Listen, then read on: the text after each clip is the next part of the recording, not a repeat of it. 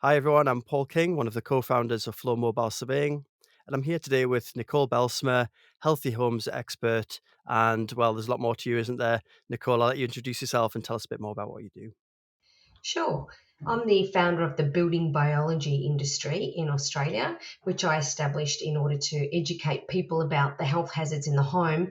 And my journey started as a result of having 10 miscarriages and no one being able to help me determine why we couldn't have kids. Sleeping in a home where there was a high, sleeping adjacent to the meter panel, high electromagnetic fields, near traffic related air pollutants, started to look at the research on this and notice a really strong correlation and a lot of data. So in 1999, I established the Australian College of Environmental Studies, which is the only government accredited course in testing water damaged buildings, electromagnetic field testing, and of course, building biology in Australia. Wow. Uh, I didn't actually know when we first met that there was so much research around mold and what sort of the industry is so kind of well established over there, thanks to yourself in Australia.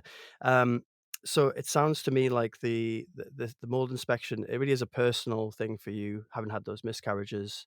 Would you say that's right? Absolutely, yes. And also, I was working as a naturopath and acupuncturist at the time, and I noticed a very strong correlation between many of my patients with asthma, allergies, and fatiguing syndrome and autoimmune disorders with issues going on in their home.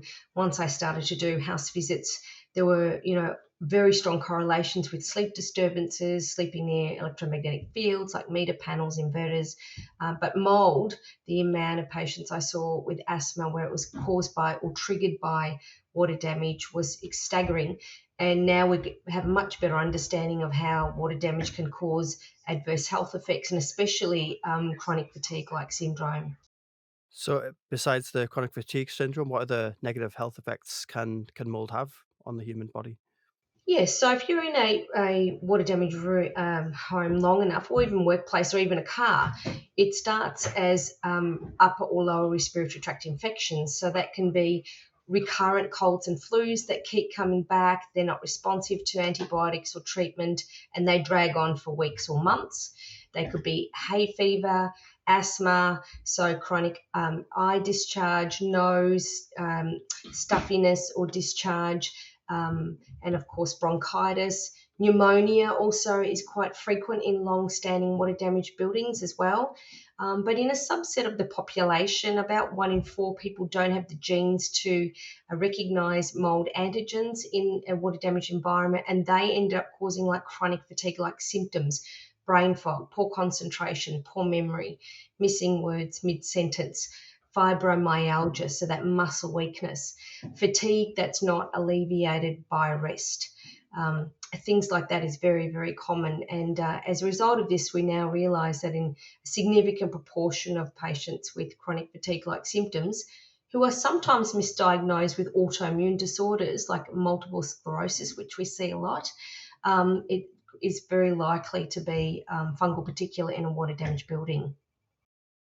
So if you can sum up what it is you do, Nicole, what would you say is your personal mission in life?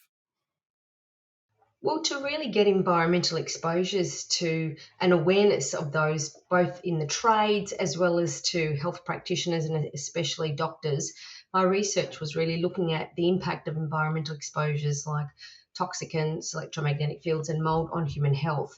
And I really feel this is a big piece of the puzzle that's missed by health practitioners.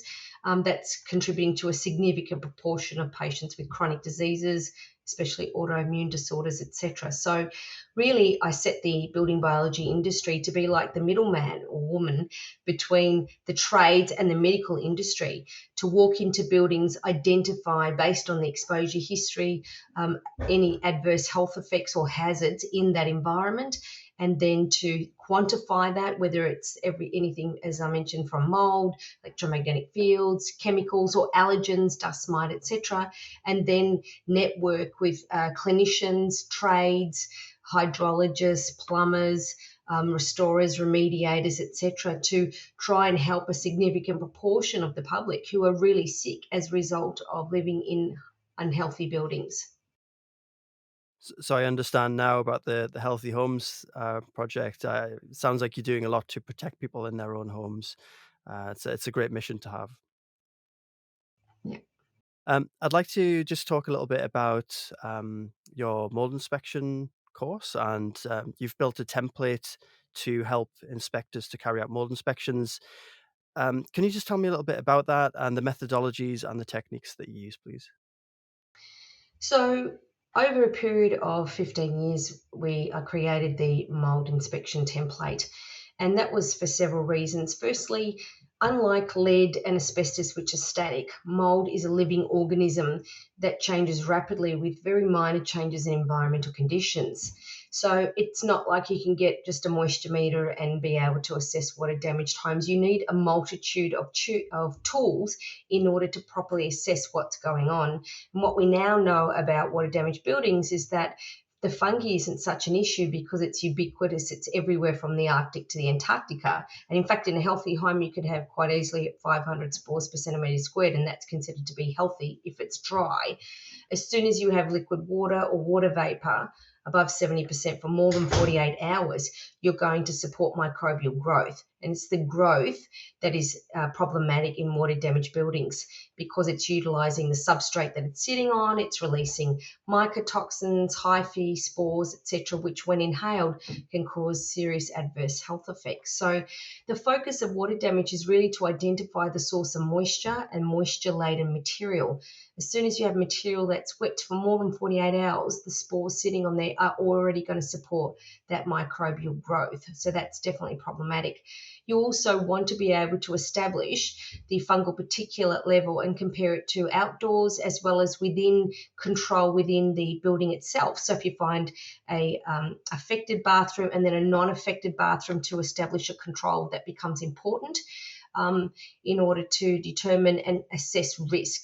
You want to know who's in the building. Are we talking about kids with asthma or a pregnant woman? Or are we talking about three tradies who have constitutions like an ox that get drunk every weekend who seem to be not affected by it? What I'd accept in lab results for, people with asthma, allergies, or chronic fatigue syndrome is going to be very different to what I accept in a relatively healthy person. So this is the problem. We don't have dose response relationships. We don't have exposure standards that are legally enforceable because it's very difficult to establish what that is. But over a period of many years, you get to see that, if you have elevated levels of fungal particulate like aspergillus, penicillium, which are synonymous with a water damaged building, cutomium, cladosporium, or even things like stachybotrys, then that certainly raises a red flag that there are pathogenic fungi that can mycotoxin producers that can cause serious adverse health effects. So you're identifying are they present, and if so, what's the boundary? So if you've got a water damage event, a roof leak, a drainage issue, or just living in a humid environment, which rooms does it affect? How far does that fungal particulate spread? You have to establish that boundary in order to know how to develop a scope of works. So essentially what's important, and the skill set that's important, which is what we established with the college, was to take a proper exposure history, asking the right questions, knowing which areas of the house are at risk of water damage or have been exposed to water damage. As I mentioned, drainage problems, roof leaks, flexible braided water hoses splitting, for example, or even when clients bring in contaminated furnishings from a previous water damaged building, that can contaminate the house as well. And that's unfortunately very common, which is why I never recommend people buy secondhand furnishing or antique furnishings, because I want to know the history of the mattress and the soft furnishings that can be quite easily contaminated. So a history is very important. The history also tells us about risk. So again, who's living here, whether they have adverse health effects, because as again, what I accept in a lab result for people with asthma and allergies is very different for someone who doesn't have adverse health effects. Then what you're doing is doing a thorough visual inspection of the exterior to see where moisture could penetrate the building envelope. And of course, checking for things like maintenance. A lot of the problems we find is just lack of maintenance, not cleaning out gutters. The stormwater system isn't in good condition, or it's not connected. The downpipes, there's not enough downpipes, for example.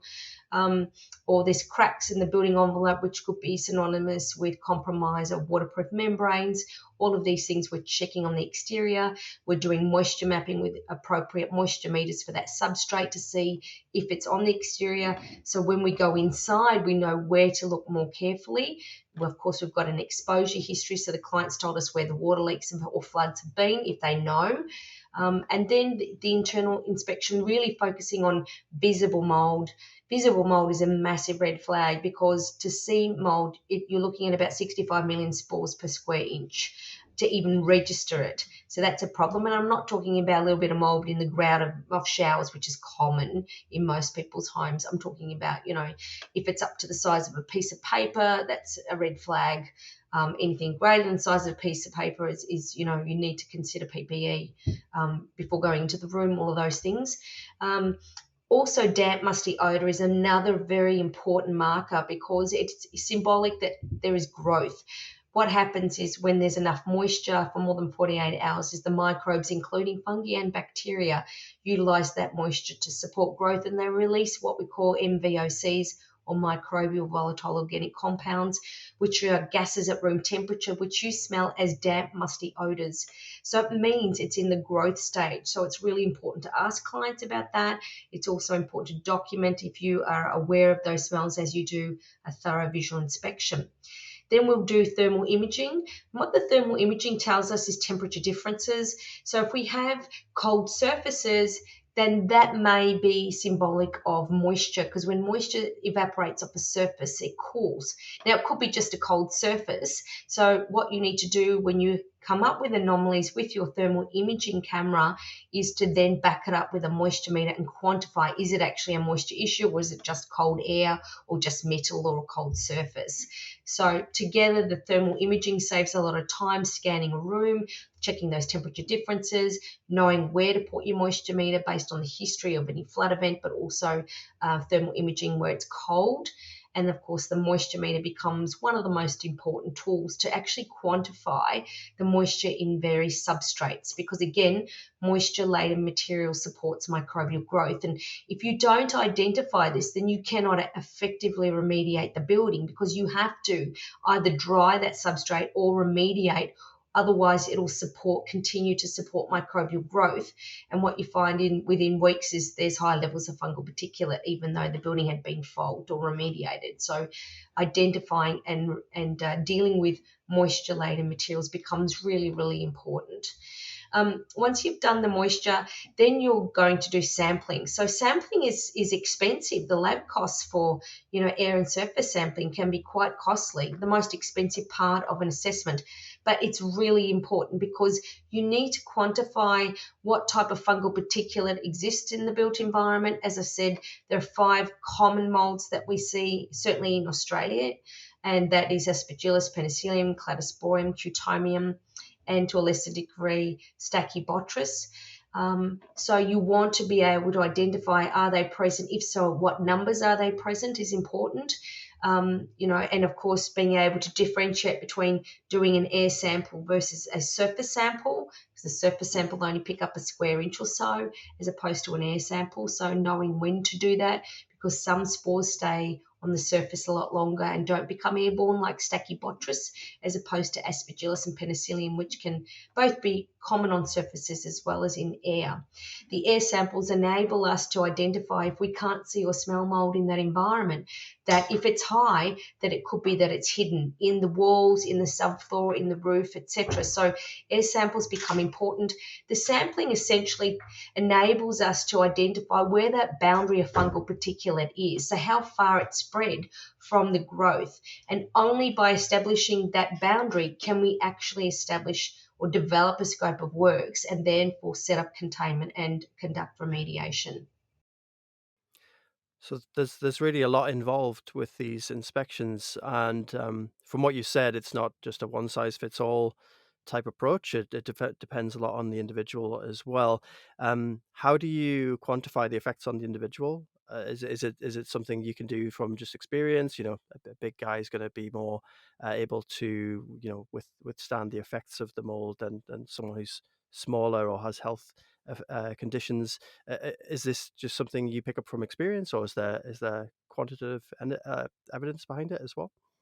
Yeah, so obviously, if a client already has pre-existing respiratory issues, then they're going to be at greater risk.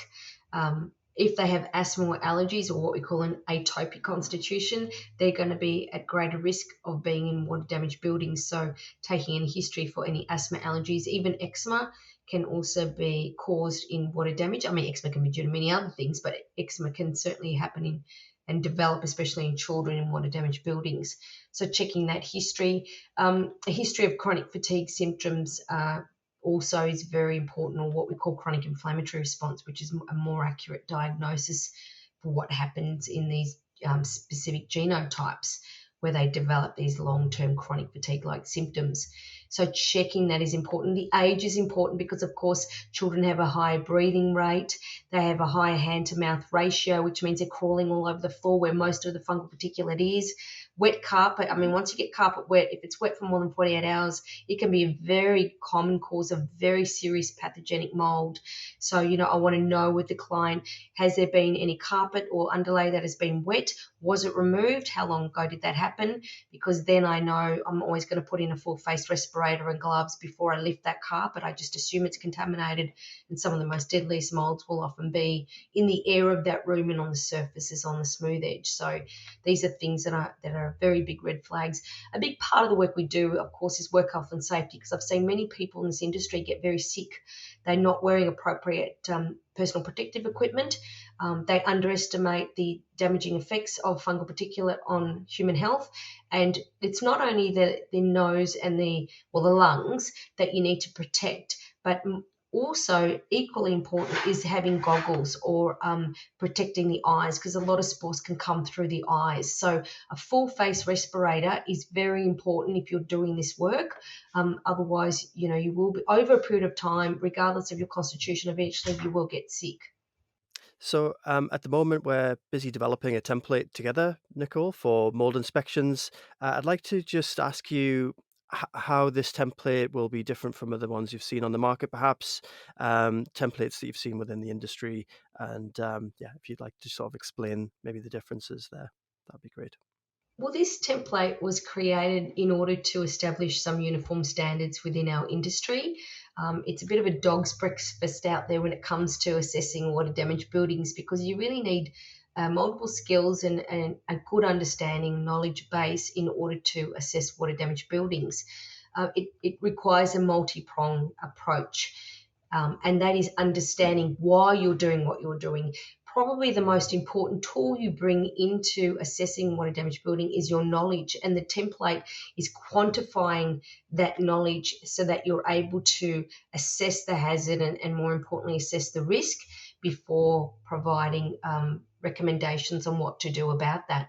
What I really loved about this checklist, which has been developed over many years through the Australian College of Environmental Studies and tested uh, many, many times, is to be able to gather a significant body of data using, quite technological meters. They're always getting better on the market, especially the moisture meters, for example. Thermal imaging has come down quite a lot. Understanding the limitations and advantages of each instrument, but also at the same time knowing that each one is unique but doesn't give you all the information you need. So the template really pulls that together. It enables you to save time. A big issue we have in our industry is that writing reports is a pain in the tush. We hate writing reports. We spend more time writing reports than we do doing the assessment, which we love to do the assessment. We love to engage with the clients, but the last thing we want to do is get home and go, oh my God, it's going to take me a day to write this report. The fact that we can take photos, we can draw on the photos and the moisture readings, we can do thermal imaging and import them into the report, is going to save so much time. And also just having the layout of the report in a way that's consumer friendly. My background is as an academic, and I can write and have published in scientific research on various fields. But what I found, what my clients want is what's wrong with the building and how do I fix it? And that's why the template is just really designed for the client to understand, okay, here's enough data and we've quantified what's going on to justify acting, and this is what you need to do to be able to do it. So it's not word heavy, it's not an essay, it's just collating the most essential information to come up with a hypothesis as to what you think's going on and then providing recommendations. So it's easy to follow, it's easy for the technician to do, it's awesome for the client because it looks professional and it's got all the information they need to be able to make a good assessment as to what they need to do about their water damage building. So would you say one of the most important things is to help the client understand what they need to do to fix the problem? Cleaning actions and what have you. Yes, absolutely. It's to really give them enough information to be able to act and to get onto the right professionals, enable them to do the right job. A big part of the work we do is to educate clients about occupant behavior and maintenance because a lot of the time it's lack of maintenance that's creating these water damaged buildings. It's like, gutters that are overflowing. They can't even remember the last time they cleaned the gutters or someone had professionally cleaned the gutters. It's water vapor management where they don't put the exhaust fan on, and that's creating high levels of condensation in the bathroom that have now caused moisture issues in the roof and adjacent rooms. It's getting them to understand that water vapor and water management is a big part to preventing mold problems because it's one thing to remediate a building, and most buildings can be remediated, but it's another thing to prevent it happening again. So educating occupants how to reduce the water vapor issues so that they feel control of the situation is really, really important. Drainage and roof issues and cleaning up the insulation, etc., and cleaning up roof tiles and the flashing on the roof, and just doing a visual inspection of their own home and get to know the building envelope, and giving them some really good tips in order to help them prevent water issues happening, especially after remediation becomes important. Also, what's important is to make sure the remediator does the right thing. We have a huge issue with restorers and remediators because it's not regulated. A lot of them are cleaners, they come into the industry, a lot of them will just fog and just do a fogging machine to kill the mold, but the focus should not be on killing mold unless there's bacterial contamination or grey water involved. It should be on physically removing the fungal particulate. 75% of mold spores are dead, so to kill dead spores that are already dead is futile. Also, fogging introduces more moisture, and of course, moisture causes mold problems. So, we're finding huge problems with this in Australia, and I'm sure in many other countries where remediation takes place involving fogging. So, the report is really getting clear to the client why a HEPA sandwich or a proper fungal particulate removal, vacuuming, microfiber cloth becomes really important to do the job properly, because what we see time and time again is clients continue to be sick after they've remediated because the remediation scope of works was just too general. Hmm. So it's really about educating as much as telling the client what was wrong in the first place. That's really interesting. So Nicole, what would you say is the biggest problem within the mold industry right now? Oh, lack of standards. It's a cowboy industry. It's people not having any underpinning knowledge or skills to know what they're doing. They buy a moisture meter and then think that's going to be, appropriate, when in fact most of the time when we're doing moisture mapping, the moisture readings are unremarkable because a lot of moisture problems are episodic. Condensation comes, it goes, it comes, it goes. It's wet, it's dry, it's wet, dry. But the fungal particulate load can be very high, and that's what's making people sick. So you can't approach this industry just doing one thing. You have to use a multi-pronged approach. Yeah, and it starts with a comprehensive exposure history. The occupant history, their health history, when the symptoms began, was it during when they moved into this water damaged building or after a water event? This really important information to get. Did they bring in previous water damage furnishings into this house that could have contaminated that specific room, reflected by the lab samples? All of these things are important. So you have to use multiple forms of evidence. And what I love about the template is it really does it in a logical manner to be able to gather that information, because some homes you can get, and some clients can really chew your ear off and get you sidetracked and yet you've got to cover the building, you know what I mean, because even though they may have had a flood event in one area, that could actually set off fungal particulate in various other parts of the house and flood events that happened 30 years ago before they moved in.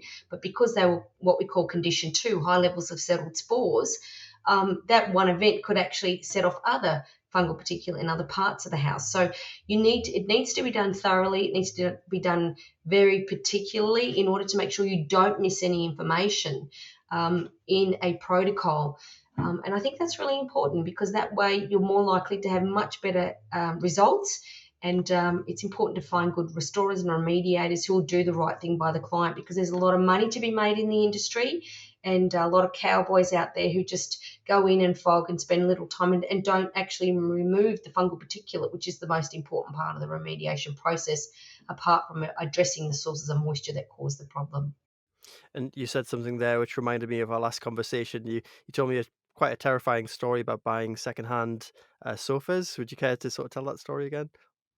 Yes, so some clients with chronic inflammatory response or this chronic fatigue-like symptoms can continue to be sick after they've remediated, and often it happens because they're dragging their water-damaged mattress or bedding or soft furnished couch, for example, which is contaminated and very difficult to remediate, into a healthy building, and then it contaminates that building. So this is something that, is really important. It's not just the built structure we need to deal with. We need to have a history of the contents. So if I see, when I look with my torch, and a visual inspection with the torch is a really important part of the work we do. If I see visible mold under a couch, I want to know, where did this couch come from? How old is the couch? What was it bought new when it came to this place? And if so, obviously it could be a rising damp issue, or there was a flood event or something, because you don't see mold unless there's either high levels of water vapor or some form of moisture laden material or liquid water. But if that couch came from the grandparents' garage and had sat there for 20 years, you've now contaminated that space. So having a history of the contents is actually really important, because a lot of the time remediators won't pass the post-remediation verification because they haven't taken into consideration that the built structure may have been remediated, but the contents is still contaminated. It's worrying to think that you can sit on an old couch and then all these spores fly into the air. My word. Mm. If there's one bit of advice, Nicole, that you could give to mold inspectors that you see currently, just to improve the quality of their reports and their work, what would that advice be? Look, I would say to do training on this. There's so much technical equipment out there now. It's important to know the limitations of the equipment you use. Ultimately, your capacity to understand the underpinning knowledge of what happens in water damaged building, how the fact that there are spores everywhere. Mold isn't the enemy here, it's moisture and water vapor or liquid water. So that's why the focus has to be on identifying the sources of moisture or moisture laden material that's supporting microbial growth. That is your first and most important thing to address. Understanding the conditions that lead to microbial growth is very important. But then being able to assess the building thoroughly with your torch, with your thermal imaging device, with your moisture meters is important, and understanding what you're actually looking for and what that means. And then, of course, undertaking a sampling plan and being able to interpret the lab results is very important. That again is like a dog's breakfast, how to interpret lab reports. You want to know, what's your control, because often the outside sample could be really high in cladosporium or aspergillus penicillium, and inside it could be less. So in theory, it's considered to be normal fungal ecology, but clients can still be sick. So that's not always a good reference method. Understanding the different ways to interpret lab results is really, really important, because that could be make or break between spending 40,000 on remediation and not having to do it at all. So I guess doing training, reading, widely is really important, so you know what you're actually doing, because this is not like lead or asbestos that's static. It's a living organism that changes very quickly in very small changes in environmental conditions. That's fascinating stuff. Is there anything that the common layman, would be surprised to kind of learn about mold? Some sort of surprising fact about mold that maybe just most people just don't know? Yes, well, 75% of mold spores are dead. So they sit on a surface, and even if there's moisture, they won't grow. So a lot of people think that they need to kill the mold. In fact, don't. Fungi are the most resilient species on the planet. They'll outlast us any day, even after nuclear bong or COVID, whatever. They'll still be around. They're nature's greatest decomposers. They're meant to be there. They're decomposing. So in a water damaged environment, what's happening is you're in the way because it's decomposing your house. What you want to do is to create a dry environment, like a Mediterranean like environment within the home that's dry. A healthy home is a dry house. So, understanding water vapor and liquid water is important. If you have a flood event or an overflowing bath, you want to dry it as fast as possible. You've only got 48 hours. If you have flexible braided water hose leak, you've got 48 hours. That's it. After that, there's microbial growth, there's spores, there's hyphae, there's microbial VOCs. So you only have a short period of time. If you choose to live in a humid environment, that comes at a big cost because unless you're prepared to have permanent dehumidification, at least when it's over 60%, then you're going to have microbial growth. So you don't even need a liquid water event to have a serious mold issue. You could simply be living in a humid climate, and the humidity is what the mold spores on the surface are drawing on that humidity in the air to grow. So the focus of remediation is always to reduce to dry. Dry is important. Not having liquid water on surfaces, making sure the humidity is between 40 and 60% is ideal.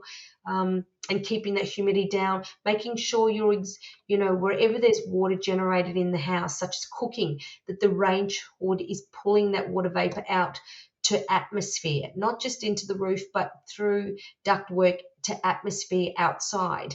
Same with bathrooms, exhaust fans, that steam should be going to atmosphere, not into the roof void, but straight to the outside. You want to reduce the water vapor. You want to make sure you build your house in a way that you have good insulation so you don't hit dew point.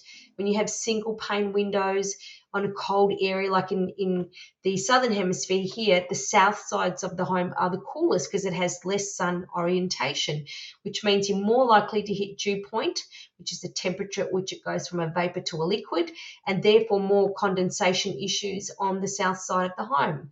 So if you have more vegetation, more shading on that area, then it increases the risk. If you have single pane windows, then it's going to hit dew point at night when it gets cold in winter. So understanding, temperature of surfaces again is important. What's hitting dew point. For example, in Australia, we have a lot of issues with people getting mold in their walk-in robe. And the reason why it's in the walk-in robe, especially in humid climates like Sydney or Central Coast or Queensland, is because in wintertime, they don't warm these areas. So when that water vapor from your breathing, from your cooking, from your bathing migrates to the colder areas of the house, it's more likely to hit dew point and condense. And now you've got, mold on your shoes, etc., which is a localized issue simply because of psychrometry. It's hitting dew point. So if you're going to build a house, you'd have heating in the whole house. You don't heat parts of the house. So, which of course is expensive now. The heating costs have just gone crazy, I understand, in the UK, in Australia. So living within your means, being prepared to heat the whole house in wintertime, otherwise, cold rooms are likely to hit dew point, all these things.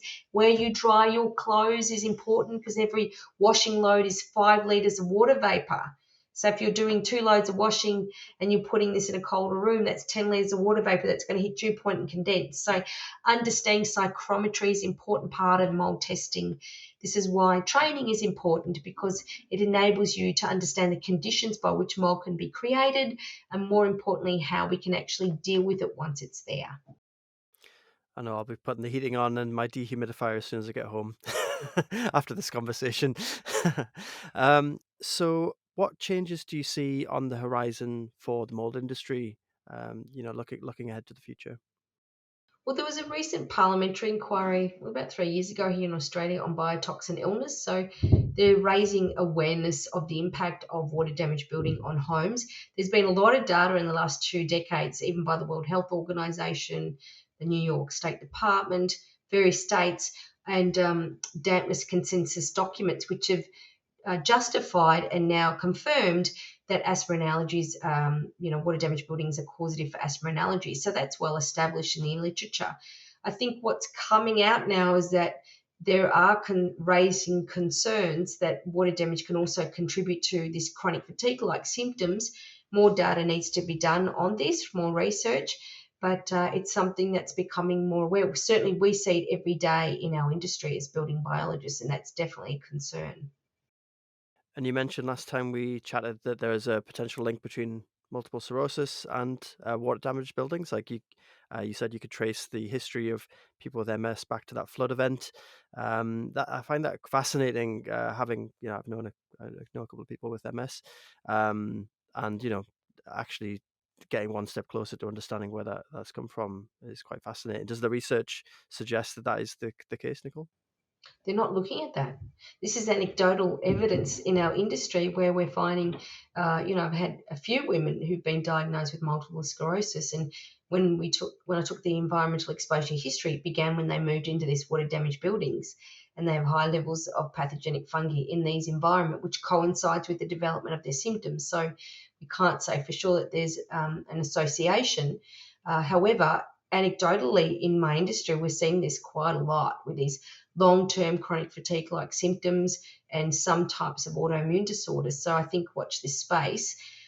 What's great to see is, that we're far more aware now that water damaged buildings can have significant adverse health effects, and it's something that clinicians are starting to get their awareness around. I think a lot more needs to be done in the medical industry to diagnose these environmental exposures, which was what my PhD was looking at, is how clinicians can diagnose and recognise environmental exposures. But 2 decades down the track, I can see now there's more traction, there's more evidence in the scientific literature on adverse health effects of these type of exposures. So yeah, it's good to see that. I think a lot more needs to be done, but look, we're starting the wheel is starting to turn, which is really good. And this is another thing with this template is that it'd be great to be able to gather this data and to see if there are correlations with adverse health effects by matching it with a health history questionnaire and being able to look at the lab results and go, are there correlations based on visible mold and odour or levels of certain fungal particulate and asthma risk, for example. I think this is where it starts with templates like this. I know when we spoke before, we've talked about that big data, and it's certainly something that we'd be interested to look at in the future. I know my brother is fascinated by big data. He's a bit of a techie nerd, but yeah, that would be great. Get the data collected, and then we can look at maybe some of those big data correlations. That'd be amazing. Just kind of unrelated, but I know there's in the UK, MS is actually more common in the north, in Scotland, where it's colder.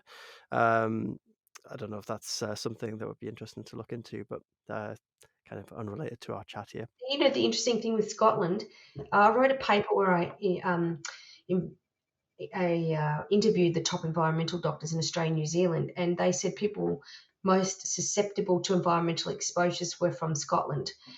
From Wales, Scotland, etc., and they had freckles, they had red hair, they were gluten intolerant. So if you have gluten intolerance, it seems to be you're far more susceptible to mold-related illnesses and environmental exposures. And that was just anecdotally just talking to some of these doctors who specialise in chronic fatigue syndrome for 30, 40 years in their practice. They said, yeah, from Wales and from Scotland, that they had high rates, and they also had a history of gluten intolerance and food allergies, not just respiratory allergies. Wow, that's an amazing link to find. Yeah. Incredible. Um, So Nicole, what are your personal ambitions for this year? Have you got any goals for yourself? You're obviously a very driven person trying to educate, the world about mold. So do you have any personal goals?